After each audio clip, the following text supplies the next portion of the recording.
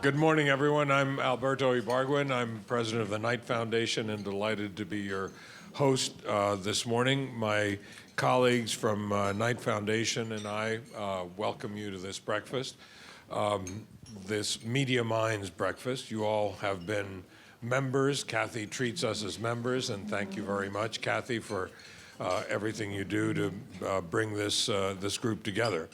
I know there are 150 people here and 150 really important people, but I need to recognize two. My trustee, Paul Steiger, a trustee of Knight Foundation, and that way I can keep my job, and my colleague, Darren Walker, who is the still new president of the Ford Foundation. Thank you, Arthur and Mark, for being willing to do this morning. Nobody is more interesting than the New York Times in the field of media and technology, so we're all very interested in what you have to say.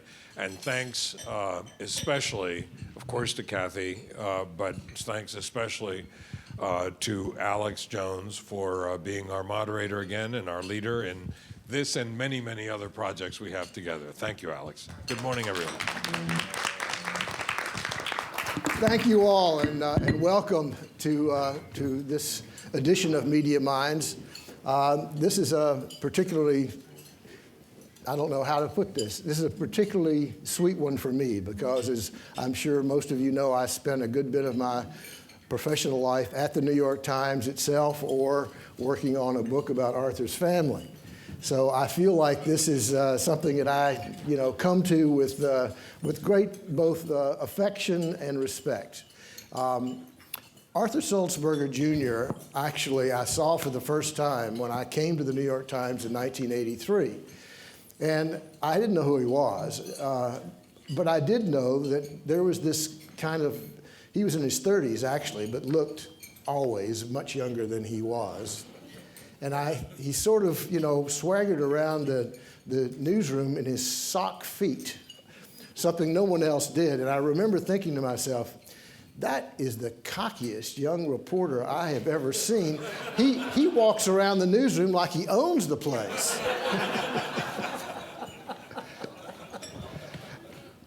9 years later, Arthur became publisher of the New York Times. And he has been, in those 24 years he has been publisher, a very distinguished publisher as far as I'm concerned, and has done a very distinguished job in some very, very difficult times. He became chairman of the New York Times 5 years after he became publisher. At the New York Times Company, the chairmanship is an operating position. It's the senior operating position. Arthur hired Mark Thompson in late 2012 to come in as the new CEO. Mark has also had a distinguished career as at the BBC, where he was the man in charge for many, many years. Let me start this conversation with you, Arthur, though, because you are now of an age to, file for Social Security if you should wish to. No, the point is this. He gave it up, didn't he? Huh? The point is this. I'm taking my shoes off.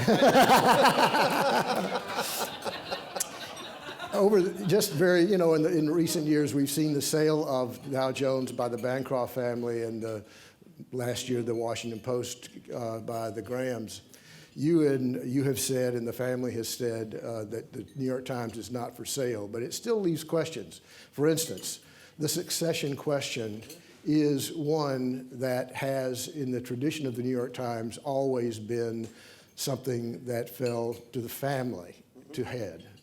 Is that still effectively the belief system of the family when the time comes? I'm not trying to rush you out the door. Okay. Well, thank you for not rushing me out of the door. And by the way, thank you all for joining us. This is a wonderful opportunity for Mark and for me, and we're grateful.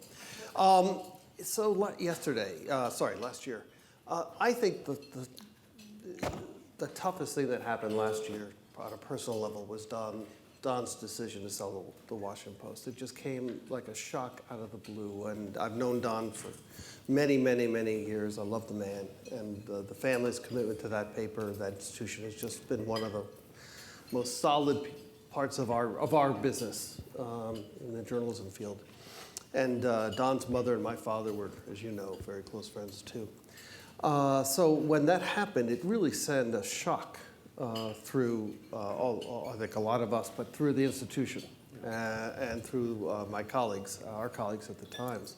So much so that everybody, as you might recall reading, was saying, well, the Times is next, the Times is next.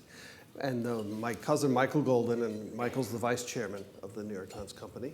Michael and I got on the phone. We set up a family-wide phone call, and we said, folks, the one thing all we're hearing from our colleagues is, okay, is the Sulzberger family going to sell the Times?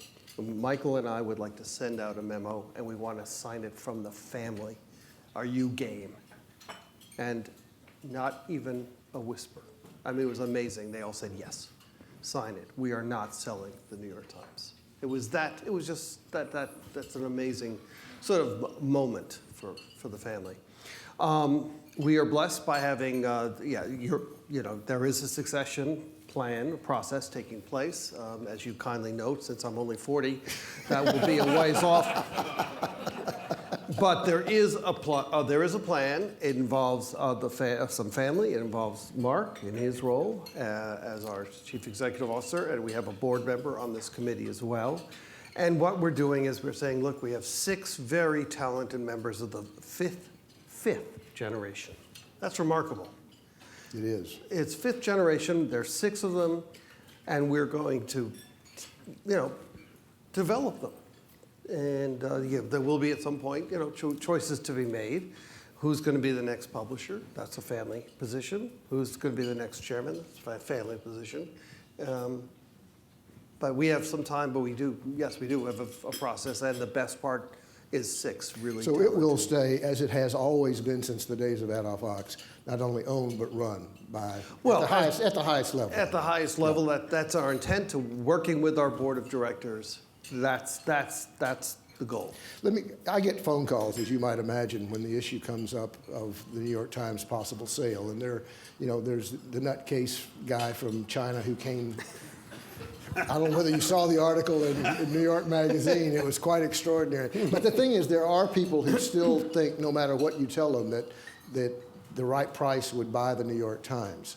When I get the calls, I say, no, you don't understand. Mm-hmm. It's a trust mechanism that is set up so that if there is virtually any desire to keep it in the family, it can't be sold. Okay. Am I correct in that? Yes, you are. So, I mean, I hate to. I know how important your phone ringing is to you, but please, if there's a takeaway here from this, no, the family is united around its ownership and its responsibility to maintaining the New York Times and its journalistic integrity and its journalistic independence. And that's a blessing, but it's the truth. But what happened with the Bancrofts effectively could not happen with you. The Bancrofts had dissenters who did not want to sell. If that were the case at the time, I mean, if peradventure, I mean, God forbid, essentially it would be very, very difficult to sell the New York Times if anybody in the family didn't want to sell it. Right. And okay, also remember that we have, unlike the Bancrofts, we have family members who work at the Times, who've had careers at the Times. We have family members who have been on the board of directors of the New York Times, a number of them now. I mean, there's a real family engagement, and that we really work hard to maintain a sense of a bond, and as a family with the responsibility that we have. Arthur, we're going to get to the public space and the future of the New York Times in just a moment. Oh, thank God! That's Mark's responsibility. Well, but I do want before we leave the family, I want you, if you would, you have a public job, but this is a family business, and a big part of your, I would think, job is doing what you just described. the family has watched the stock go from a high of 40 to a low of 4. Now it's back significantly, but you know, what did you do to keep that from falling to pieces? Because I can't believe that there was not unhappiness. Yeah, it's funny. A couple of us went to a breakfast seminar a few days ago on family ownership, and I think it was Leonard Lauder was one of the people being interviewed about how do you keep it in the family. And at one point he turned to the other person who he was on the panel with, and he said, I think the critical word is dividend, dividend, dividend, dividend.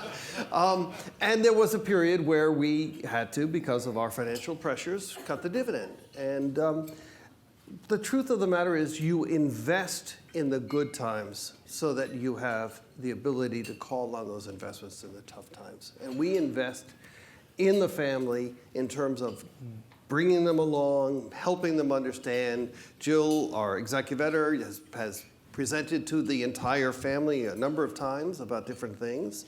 We really do work hard to build the bonds and that sustains the relationship. So when you have the bad times, you've got something to call on.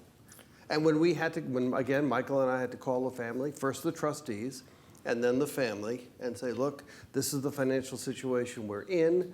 The dividend has to be cut back. Again, it was remarkable how the family said, okay, we don't like it, but if this is what we have to do, suck it up. And thank goodness we're back to having a dividend. So that's if you don't invest in the good times, you have nothing to call on in the bad times. Mark, the family business, the New York Times company, as I say, went down to a low in 2009. It's now, since that time, in those 5 years, gained 300% plus. And it has shown remarkable resilience just in the last year. But advertising revenues have continued to decline. It's a shallower slope, but it's there. Is it reasonable to think that advertising revenue at the New York Times Company will increase? Is that something that is basically a structural issue that one can't do very much about? Well, I mean, first, is it possible to believe that revenue at the New York Times Company will increase? Yes, it is. It's essential. Like for like last year, it did increase slightly. Subscription revenue is increasing and needs to continue increasing. Digital advertising revenue has not been increasing, but needs to increase, and we need to take steps to make sure that digital advertising revenue does increase.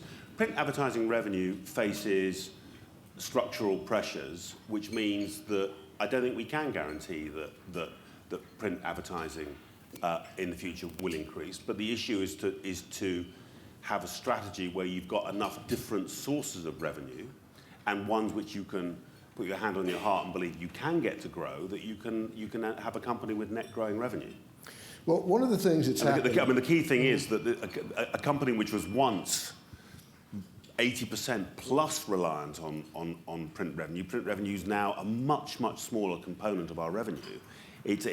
We're increasingly less dependent on print advertising. That's the point for me. Well, I know that the last year it crossed, that now the circulation revenue, you are unlike most newspapers, you're not in the advertising business anymore. Effectively, you're in the news business. I think that's not right. I think that the way I think about it is that we're becoming closer to a business model like US cable TV, where you have the benefit of multiple revenue streams and where you're less reliant than broadcast TV is on pure advertising revenue. Multiple revenue streams is attractive for obvious reasons, both because it gives you the security of not complete reliance on one very volatile revenue stream, but also it gives you multiple opportunities to grow. If you can grow your audience, and in particular, if you can grow the numbers of people who are willing to pay and want a deep relationship, then you can look towards medium-term growth. Well, let's talk about just advertising rather than the circulation for a moment. Sure. My understanding is that, that your earnings were slightly depressed last year because of the investments you've made in what you hope this year is going to be a flowering of some new opportunities in the advertising area, video and whatnot. Are there things that either of you, both of you, would like to highlight as ones you are particularly hopeful for in 2014, 2015? On the advertising side? On the advertising side. Well, I mean, it's a controversial topic, but with the support of the newsroom, we launched native advertising units on the Times at the beginning of January. A lot of initial anxiety, understandable anxiety, inside and outside the building. Actually, the units, the so-called paid post units, have launched. I think, certainly, we've had no feedback at all from users that they're confused or anxious about them. That's already a significant new source of digital advertising revenue, and we expect it to grow through this year and into future years. So that will be an example.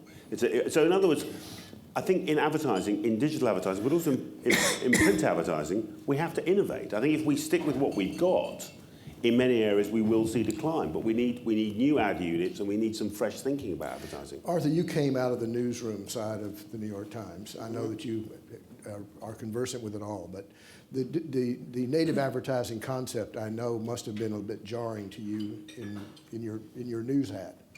Not particularly. One of the things we have to remind ourselves is that native advertising has existed in a number of decades in print. You know those special sections? Oh, about that Russia. Say China Daily? How wonderful Russia is. Wonderful, exactly. So, in a way, again, the commitment is don't confuse the reader. And as long as we can come up with a system that says, okay, the reader knows, okay, this is Jill's space, this is Andy Rosenthal's space, and oh, by the way, this is somebody who just paid a lot of money, we're good. And we worked with Tom Botkin as the design director. What's his current title? He has about 15 titles, right? And he helped create this thing, and it went pretty well, actually. So again, our goal's simple: don't confuse the reader. Well, one of the things that strikes me about native advertising is that advertisers are doing it because they want confusion. I mean, they want their message to be sort of embedded in something that people are going to think of. I mean, They want their message to be seen in a broader. They want a chance to have a broader message than buy this product, and they want the reader to get engaged in something that they have created, and that's legitimate. We have no problem with that, as long as they don't think it's being written by our journalists or. Okay. And I think there's another instinct which goes all the way back to advertorials from the 1950s onwards, which is sometimes advertisers want to say more than a banner. Sometimes they've got longer stories, longer thoughts they want to get across. And although I'm not going to say that it won't sometimes be the case that an advertiser wants some level of confusion or more. I mean, that's what your controls, that's what your standards, that's what your rules are there to do, to make sure that with labeling, with positioning, all the rest of it, that readers aren't confused. And my own view is it's not in advertisers' interests for there to be confusion. And I have to say, I think the advertisers we've had so far don't want confusion. They do like the context. They like the New York Times. They like the fact that they're reaching readers who are already engaged, who are already very focused, and that it's a safe environment. It's not like some of the social environments where you don't know what you're rubbing up against. Exactly. And they know the quality of our readers, and at the end, that math hasn't changed. The quality journalism attracts a quality audience that we can sell to quality advertisers, and that this gives them an opportunity to just talk more about what they do. I mean, don't you think the New York Public Library should have a major presence in the advertising side of the New York Times, Tony? Absolutely. All right? So, come on. No, we're not talking pro bono. Mark, another one of the things that you've talked about with great enthusiasm is the potential for digital video. And one of the things you've said that I think is absolutely true is that there's nothing more boring than two reporters talking to each other when there's nothing much going on. Yeah. How are you, I mean, this is a whole area that is new to a newspaper like the New York Times, to a relative sense? I mean, doing video that is of a standard that will be what I think you believe you can sell for a premium price. Yeah. How's that going to work? Well, I mean, to me, firstly, I think the New York Times has been involved in TV and video for 20, 30 years. I mean, actually, its roots are 50, 60 years. What we're wrestling with at the moment, in addition to thoughts about what you could do in partnership with broadcasters and TV, but at the heart of this is really trying to figure out how video can work alongside and as part of the experience of reading the best written journalism in the world. So how does it complement? How does it enrich? How does it extend? And in some ways, we're, I think, at a point where we're trying to walk before we run, and we want to get relevant, high-quality video involved in as many of the big stories of the day and the week as we can. We want to innovate. We want to use it sometimes to explain what's happening. We want to continue, and the editorial department's been involved in this, to worry away at how we can find often relatively short video versions of the kind of pungent, original, personal perspective and opinion pieces that people expect from the Times. And we want to try and use some of the qualities of the Times. The New York Times building is full of larger-than-life characters. Like David Carr. David Carr would be a really good example. You point a camera at David Carr. You can't take your eyes off him and what he's about to say. And I think that trying to work with the grain of what we've got, some of our stars, some of the things that people expect from the Times. I mean, in some of those areas like food and travel and fashion, where the Times, beyond hard news, has got a real reputation, and to learn from what works and what doesn't work. And I think the big thing is that many people in print journalism assume that maybe this is an alternative to print journalism, that from text journalism, that it's going to mean that there's not going to be prose anymore. It's all going to be TV. I'm much more interested in what, with the modern devices, you can do around a journalism which is using different media for what they're best at, and is telling stories. And by the way, I'd include great stills photography and, in particular, infographics.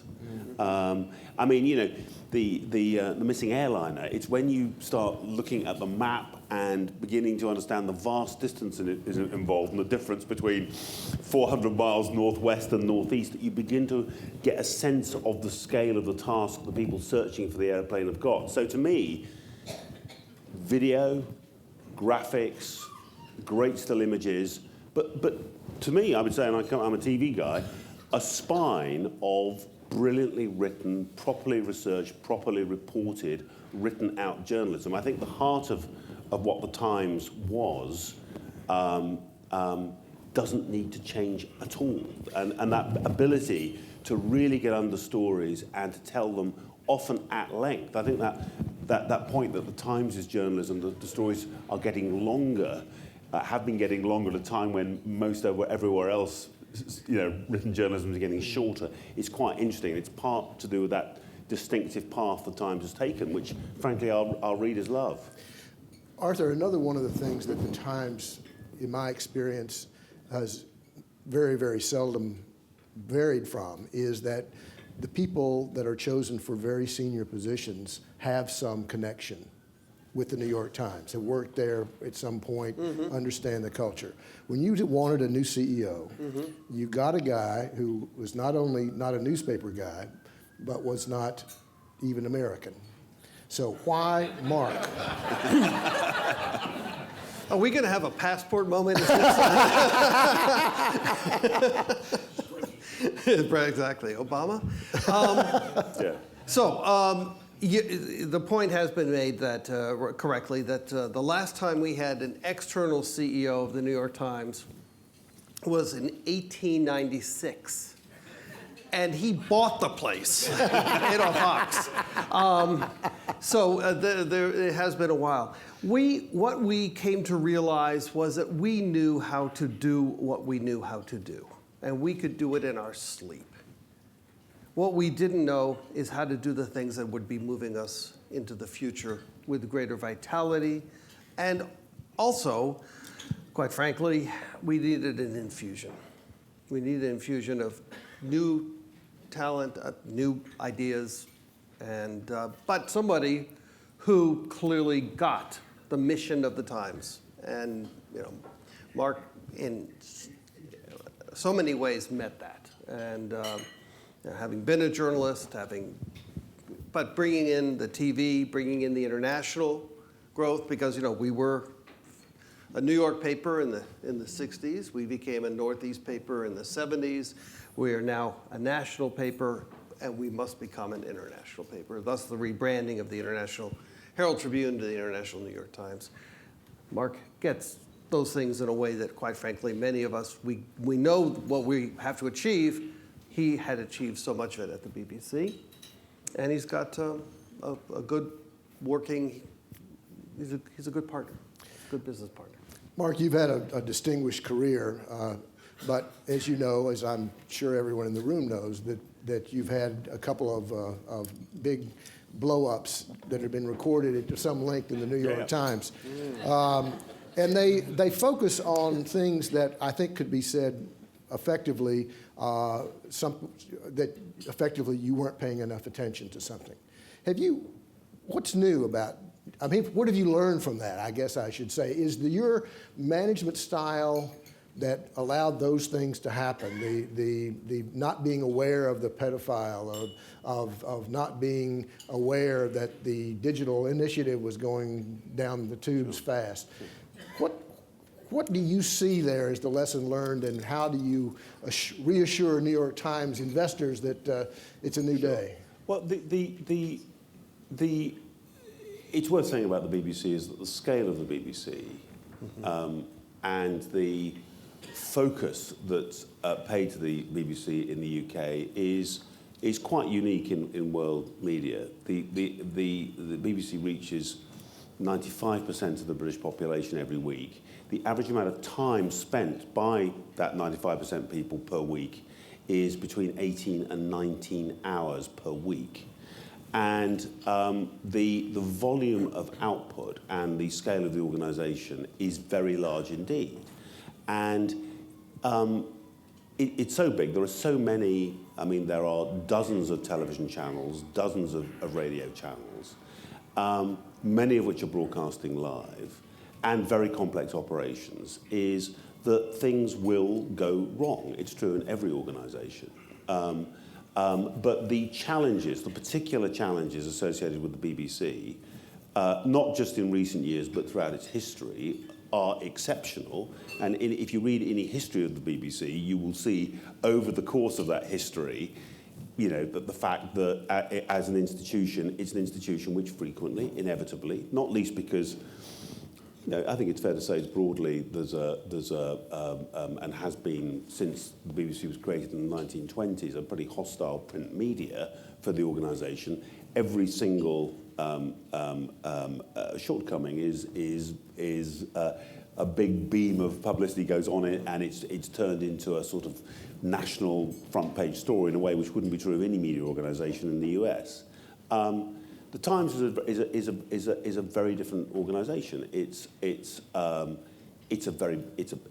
big company with complexity, but in terms of manageability and scale, it's a very different proposition. And what I want to bring with all my colleagues is two things really. One of which is, of course, we want to have a tight control. Tight financial control. We want to make sure that everyone who works for the Times is operating effectively and also appropriately.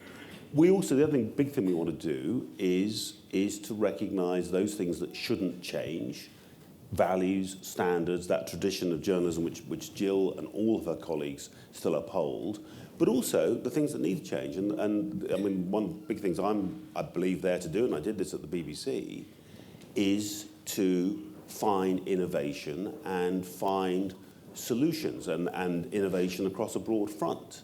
And what I'd say, and I think it's true of the BBC, it's true of the New York Times as well, is we're living through a revolution. Yes. we're living through a revolution, and revolutions have a number of qualities, but one of the qualities is there are bumps along the road. Not every piece of new technology works. If you don't take any risks, however, I think there's a certainty about what's going to happen, which is things won't go well because the environment's changing so quickly. And so one lesson I was involved in maybe 20 technology projects at the BBC, 19 of which went extremely well, some of them very large scale, much bigger than the DMI project. One lesson I do not take is that we should stop taking risks. I think as a company, we have to get used to the idea of experimenting and innovating and trying new things, recognizing that not everything's going to work, confronting our failures when we do fail, and picking ourselves up and moving forward. Because in the end, and I think we can see this in the broader digital environment, and we can see it, I think, in journalism, fortune is not rewarding the conservative at the moment. One of the things, did you have something you wanted to add? I just wanted to thank you again for not asking anything about Jason Blair. Yet. Which brings up Jason Blair. Arthur, one of the things you said that I thought was genuinely inspiring was you said flat out, I don't know, a couple of years ago, that basically the New York Times is all in on news. That is your model for how you will sink or swim. The idea that people will pay for high quality news. The thing that has been most probably encouraging, although the Times may be sui generis in this, is the success of the paywall. And that's something I know, Mark, that you're now tinkering with in trying to find cheaper ways, more expensive ways, things to enhance that. Is that going, how do you characterize, one, how that circulation initiative, the digital portion of it, how it's going, and where you think the point might be when digital could carry the load, both in circulation and in advertising? All right, that's a multifaceted question. So first of all, it has gone extremely well. When we moved to the pay model, digital pay model, far better than our expectations. We are running into, as you always do, the law of large numbers, and the growth rate is still growing. But there are adaptations we need to make and are working on to help fuel that growth of the existing model. All right, one of the things we've talked about, and you've made mention a number of times, is if you want to subscribe to the digital New York Times and you live in the UK, why do you have to do it in dollars? Right? So this is an easy one. We can just begin to think about how to make it easier for people outside the US to subscribe to our current digital offerings. But more than that, or in addition to that, we're going to now be unveiling a bunch of new offerings, ranging from something we called NYT Now, which will, do you want to talk a little bit about that? Sure. And some other products coming up that will be either additive or discreetly different. In other words, you could just purchase that, but will still involve our journalists and our news. Yes. So when we think about how we might broaden the range of offerings from the Times, it's really important to say that this isn't just about. I mean, this can sound like very much like a business side sort of let's exploit the demand curve thing. I think you made a speech along those lines, as I recall. Okay. The thing I want to hang on to is the idea that what makes the New York Times special for people who pay for it and people who come to it on the web is, the thing itself. And the thing itself is its journalism, its originality, its confidence about defining a news agenda and so forth. And everything that the Times does has got to have those qualities. It's got to feel meant.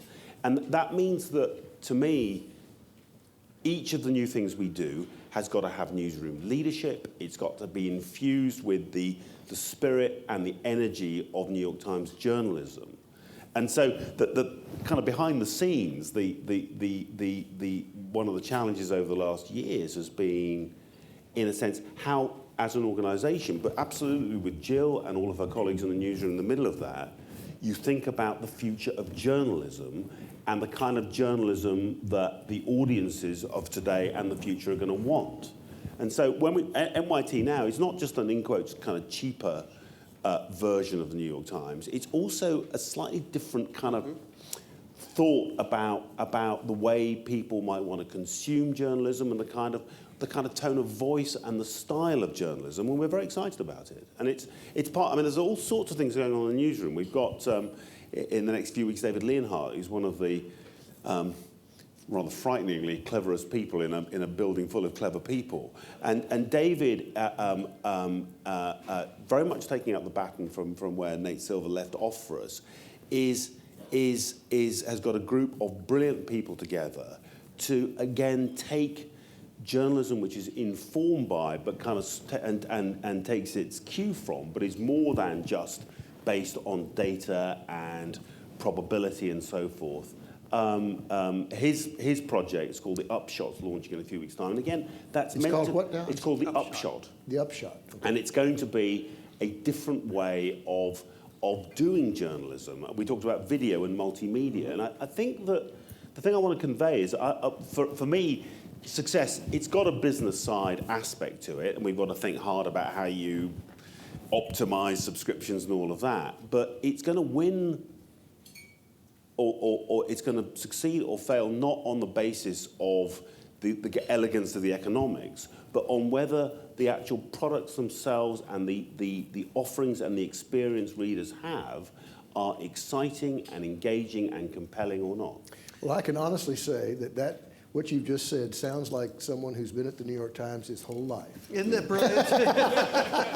And we have an opinion app coming out. We have a cooking app coming that we're working on. And again, mobile is a big part of where we are heading, because mobile is, of course, the way people are increasingly getting all of their information.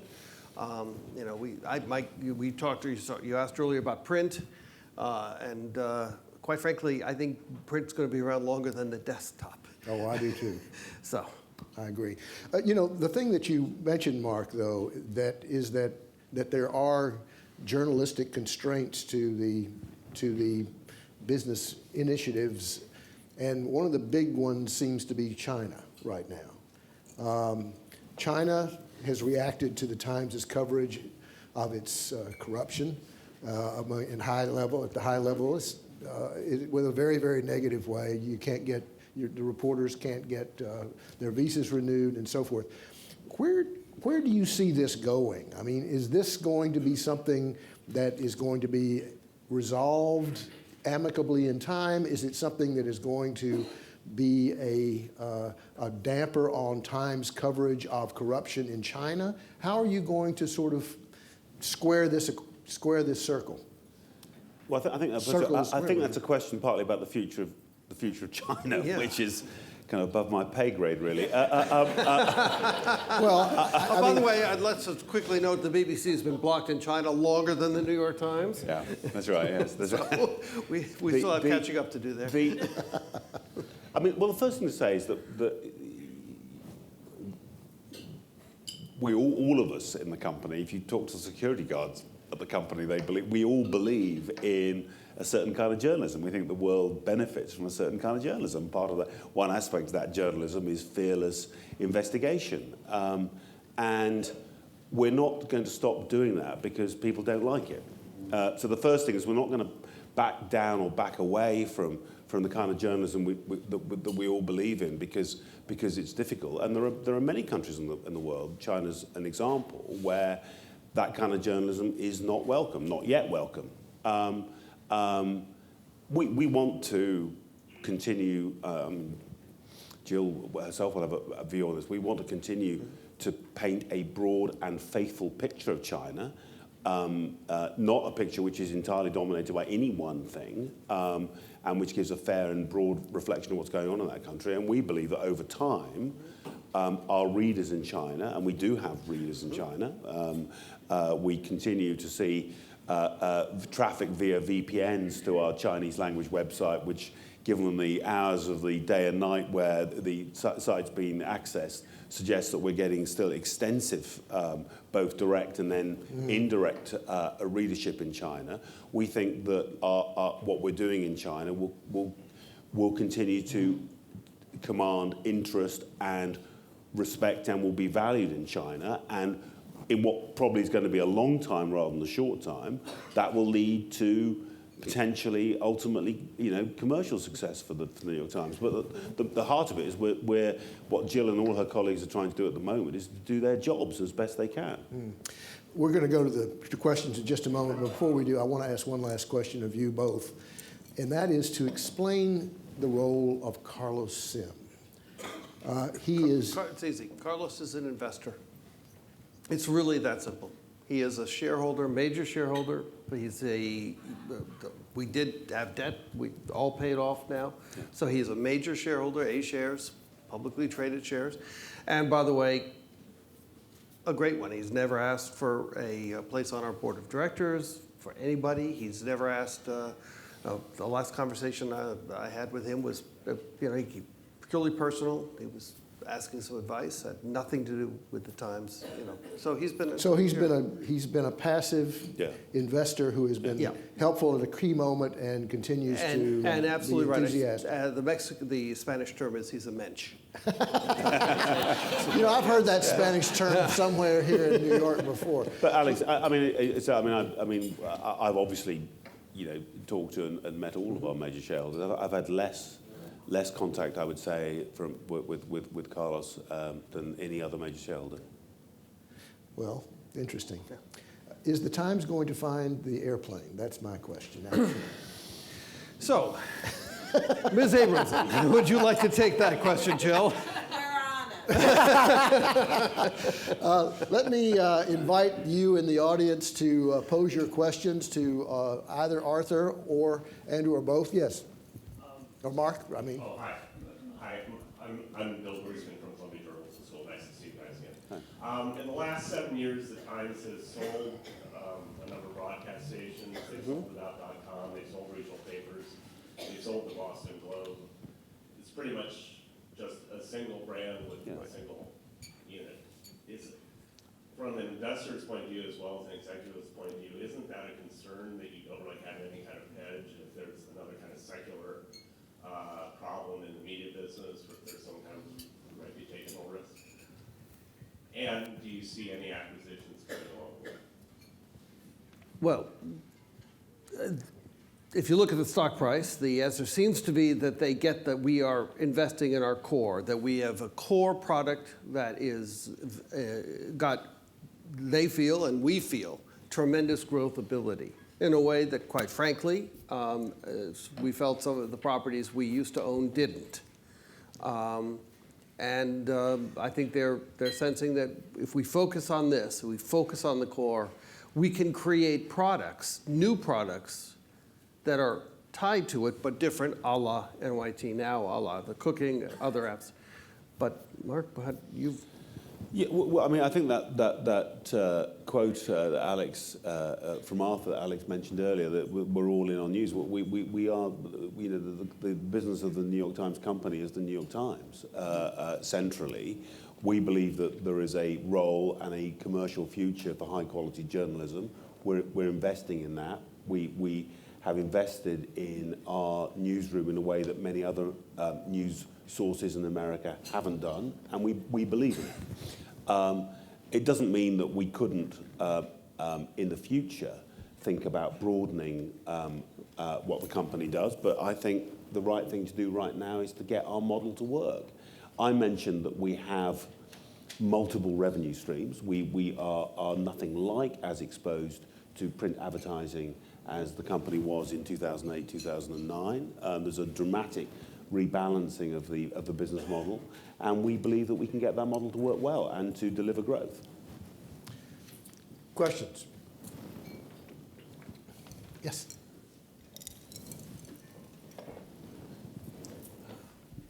Morning, Tony Marks from Library. Welcome to Bryant Park and Library.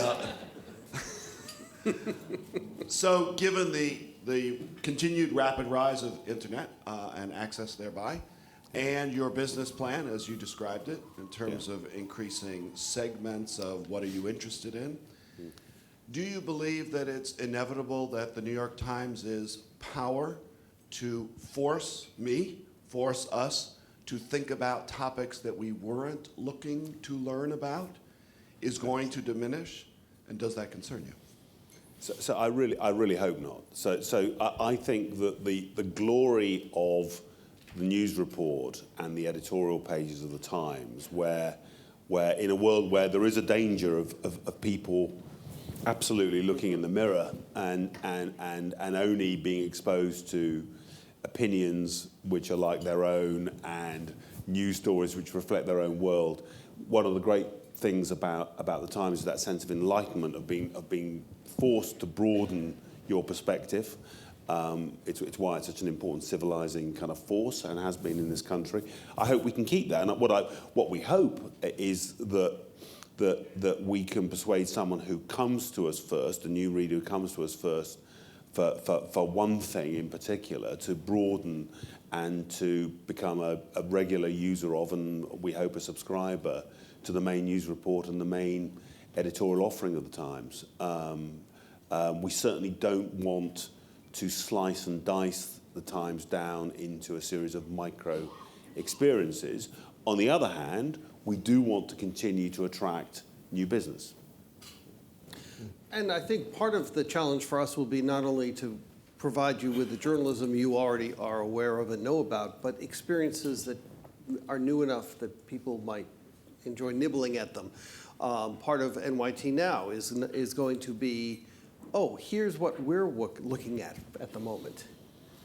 Sort of think of it almost like an editor's pick, but not stuff that's in the Times, but okay, this is what I just noticed as a reporter or as an editor, and giving people an opportunity to see a broader view. And we think, as we think about the opinion, would it be interesting to know what Tom Friedman was reading this morning, or Nick Kristof. And so we've got ways, we hope, of expanding people's vision of what they don't see, using some of the things they are already coming to. Paul. Thank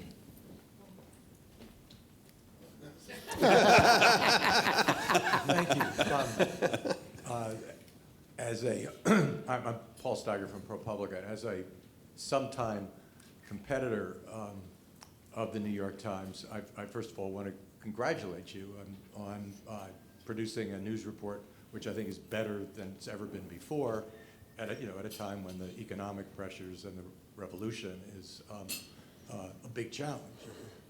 And I guess my question is, Mark, as you look at opportunities to both generate revenue and find new ways of capturing audience, where do you get the capital to do it if it's something that's big? Do you have the ability to borrow? Do you have, is there something that is more than, sort of a relatively modest piece here and there? If there's something really big, do you have the resources to go after? I think that we have some capacity in our balance sheet if we feel we need to do that. I think, Paul, though, that I don't know, you'll have your own views about this.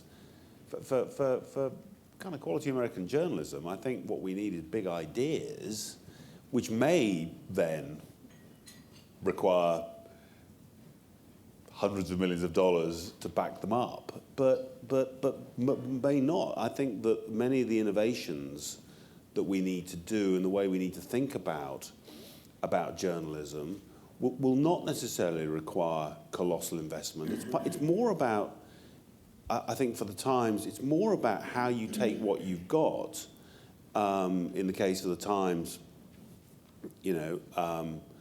what many people think is the best newsroom in the world, certainly one of the best newsrooms of the world, still with 30-plus foreign bureaus. So an enormous news gathering, news, processing machine, and this fabulous brand, which is absolutely intimately related to that machine, and express it in new ways. And I think that I don't think of capital as being a critical constraint. I think the constraint is brain power and strategic originality about how you take these wonderful things and develop them for the future. Now, it may be that we'll be such geniuses and come up with so many great ideas that then we'll have to go and figure out a way of borrowing some money to express all those ideas. But I think, to me, at this stage, it's we're at the we're at the kind of Friday crossword stage of the thing, which is trying to sort the puzzle out. I think it's worthwhile mentioning that the Knight Foundation, which is one of the sponsors of this morning, is also very, very focused on this very thing about innovation and doing it at a relatively low cost, but genuinely being innovative. This is what this breakfast series, for instance, is really all about. And remember, the cost of being innovative today is so much less than it was 25 years ago. The cost of becoming a national paper was expensive. You had to have presses, you had to have trucks, you had to have, Now we can be innovative, and to Mark's really important point earlier, we can try, we can test, we can learn, we can say that didn't work, move on, all within a much lower, cost structure, and that's critically important. And you made one other point I'd like to reinforce. You're talking about a news organization that has more foreign bureaus than ever in our history, that has more national bureaus than ever in our history. We are investing in our journalism in a fundamental way when almost everybody else is retreating. But are you going to be able to predict who is going to be the new president of the United States the way you did last time? Yes.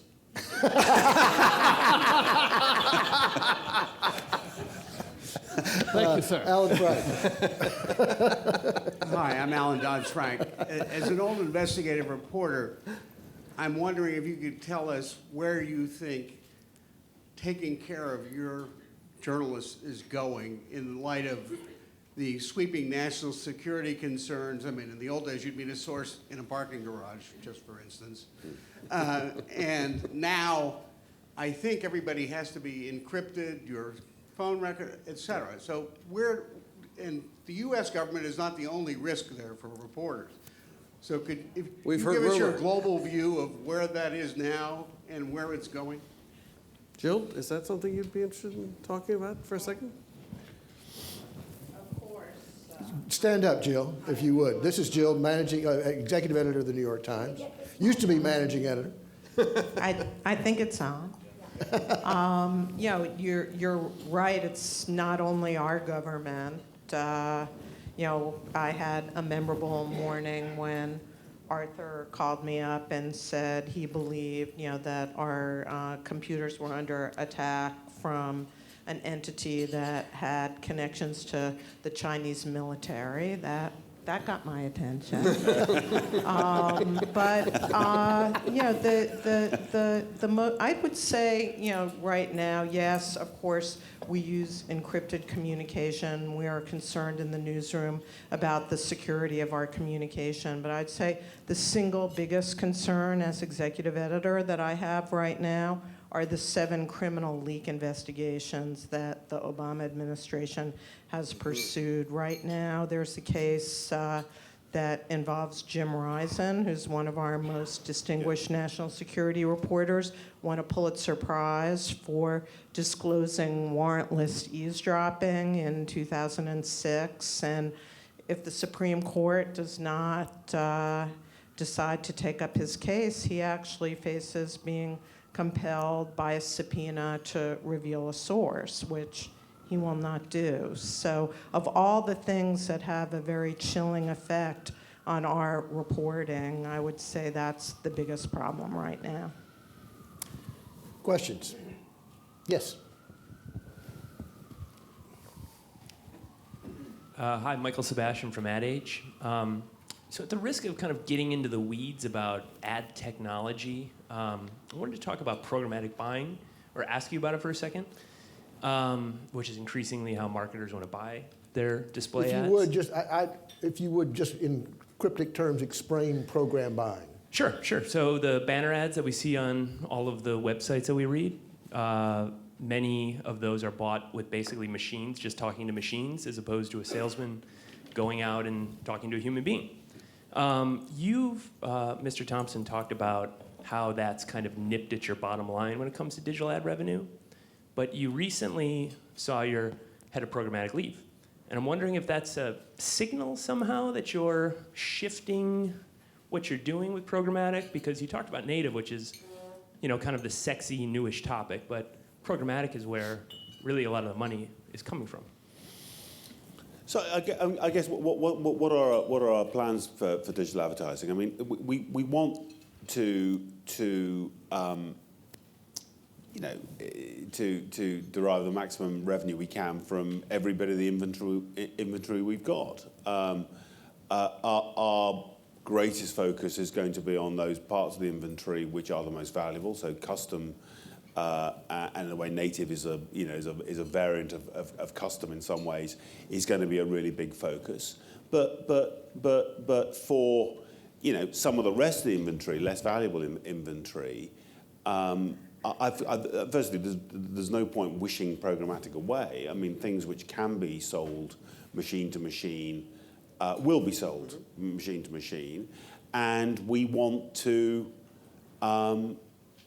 proactively figure out the best ways of using programmatic to our advantage. So we are engaging it. Our new head of advertising, Meredith Kopit-Levian, is one of the things she's doing right now, is figuring out with her colleagues the best way of optimizing revenue from programmatic. But we think of digital advertising across the entire piece, and we want to innovate. We want to go on developing and improving the technology we use in advertising. We've got some catching up to do in some aspects of that. But what we've said we want to do in calendar 2014 is return digital advertising to growth. Well, does digital advertising, or programmatic advertising, I should say, recognize a sort of premium for being in the Times, or is it all just a matter of cost? Well, there's a whole world of how programmatic is priced, but the core, one of the core ideas inside programmatic is of machine-based auctions. So that the finding of the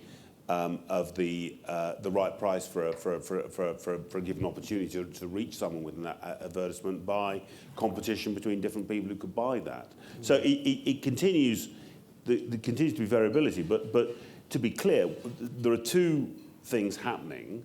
One of which is that particularly as I work at the commodity end, web-based digital advertising is increasingly going to be sold machine to machine, exactly as our questioner says. The other big thing we haven't talked about at all so far is the extraordinary growth of smartphone, tablet to a degree, but particularly smartphone, and the issues of how you think about digital advertising in the context of a screen which is 2.5 inches by 1.5 inches, a much more challenging environment.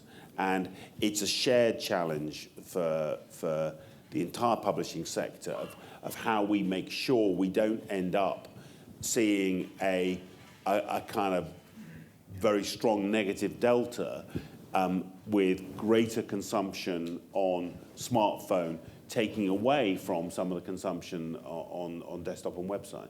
I mean, what's happening here is that digital advertising, which is obviously much newer than print advertising, is also going through rapid change. It's maturing, technology is being brought to bear, and we face significant secular challenges in digital advertising. But one of the things we've said as a company, we're determined to overcome those challenges and to get digital advertising back to growth.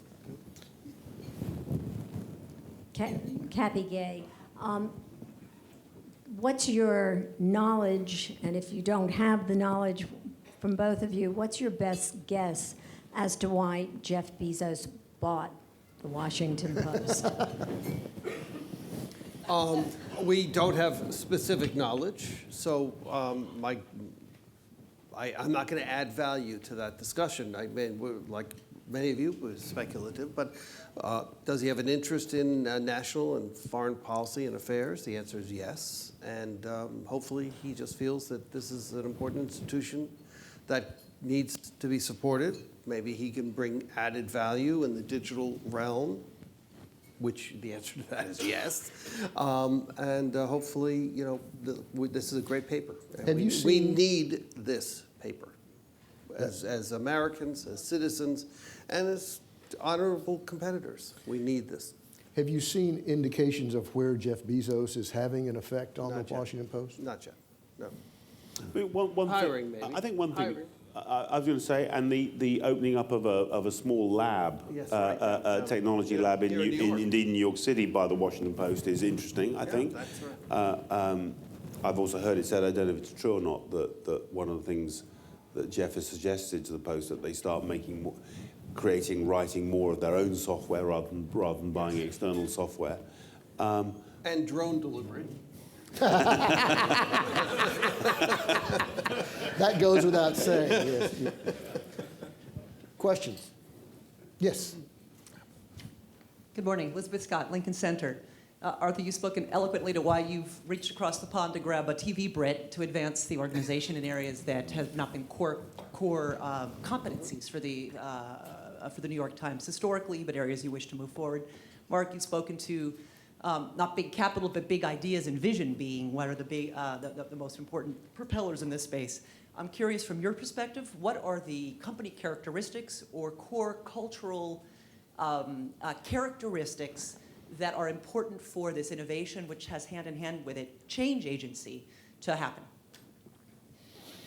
So that's, I think it's really interesting. I mean, you might also say, what are the obstacles as well?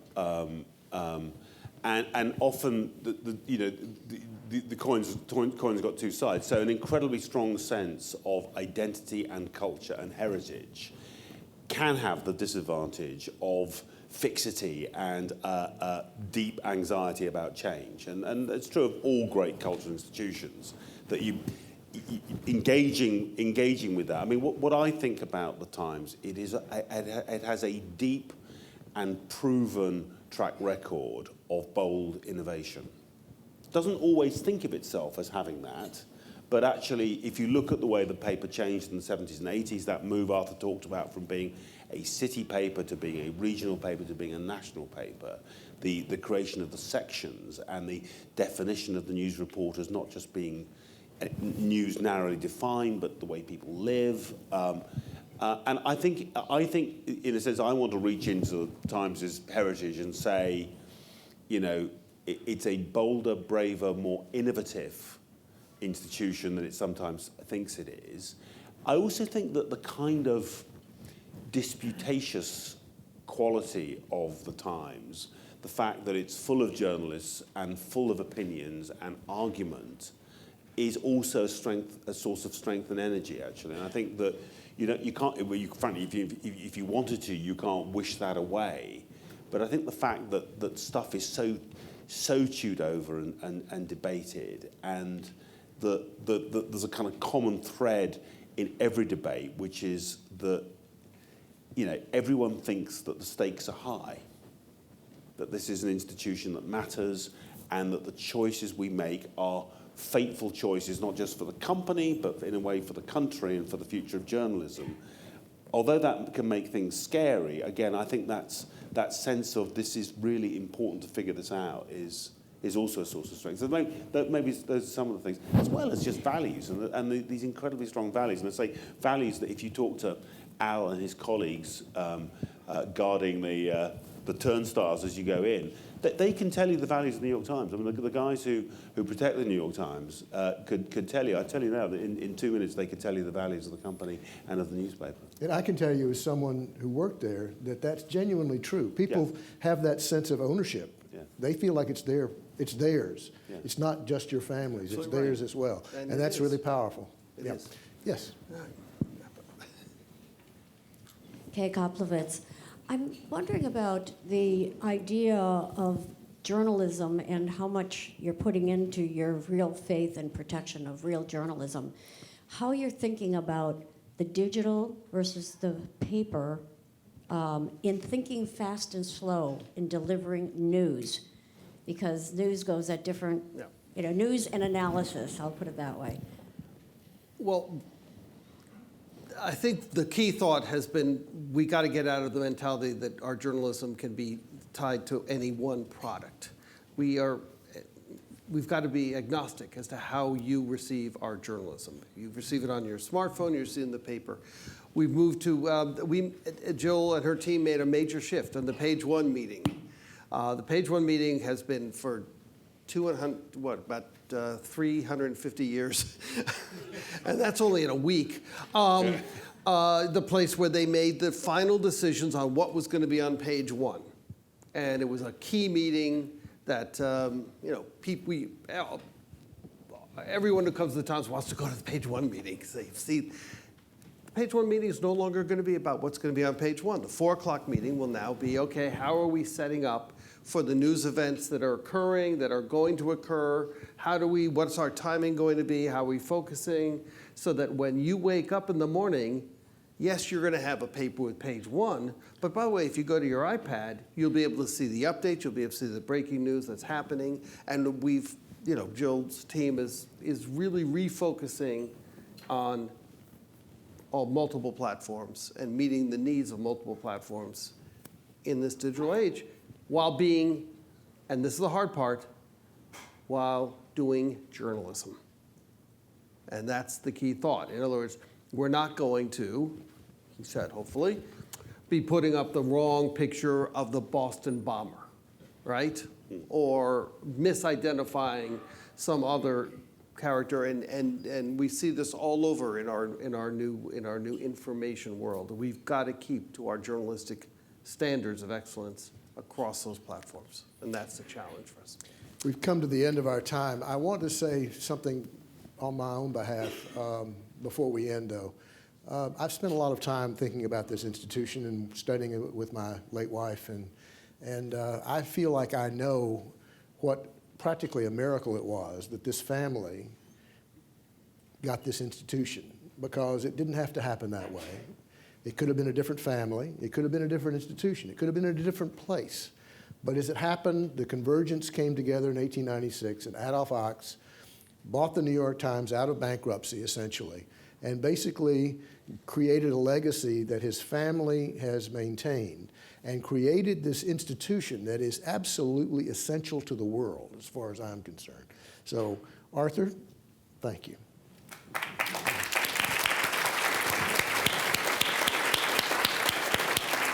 I would like to now introduce Debbie Getz, who's the Vice President for Communications for Gannett, and Gannett is also one of your hosts. All right, thank you. Marion Banakaram couldn't make it. She sends her regards. She had something unexpected. So thank you. Really, Gannett and USA Today are thrilled to be part of the Media Minds series. It brings together a great conversation. We are very reassured the New York Times is not for sale, that it is all in on news, and that innovation is obvious. So that's great to hear. It's a lot for us to learn from. We really appreciate that. And we really want to thank everybody for coming. It's an important conversation as we all navigate all the changes that are around us. So let me bring up Kathy Gay, which her and her team are the inspiration, the reason this happens, and we thank her most of all. Thank you.